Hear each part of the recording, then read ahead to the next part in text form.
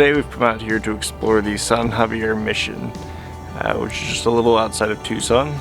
It's one of the older religious places here in Tucson. It's actually the intro to a little documentary that I'm trying to make, which looks at the difference between people who read the same thing and have very different mindsets. So in this particular case, it's the Bible. So you get two different people, and you look at some people who read the Bible, they end up deciding to devote their entire lives to religion. They become priests or bishops, they volunteer for the church, they do whatever they do, and that becomes their entire livelihood. And then you look at other people, not unlike myself, who read it and they find faults, and in my particular case I became an atheist. And so that particular documentary is going to look at the difference of the way the mind interprets that information and what they choose to do with it.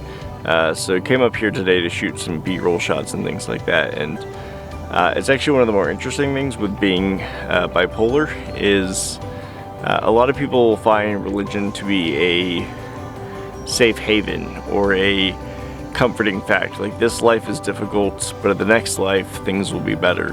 And I don't know if it's made it better or worse for me, but being an atheist, it definitely gives me a different perspective on that. So instead of being like, oh, okay, this life has been hard, the next one's going to be better, so, you know, whatever, I fight through this one. I look at this one and I go, well, this is the one life I get, and I have to make this one count, because despite all of the troubles that come along the way, it's the only one I'm going to get.